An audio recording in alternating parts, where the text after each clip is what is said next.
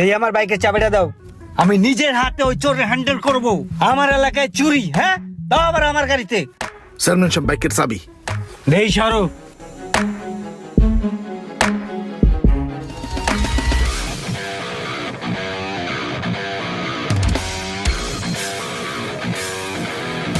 এই চোররে যে আমি কি করব সেটা একমাত্র আমার মনে মনেই আছে।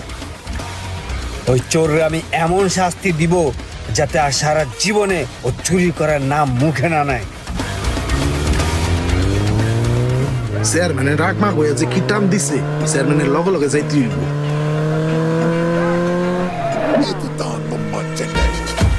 না, এই ছোট মোটো চুরি করে আর পোষায় না, বড় কিছু চুরি করতে হইব। সামনে বড় যা পাই হে এই চুরি করবো।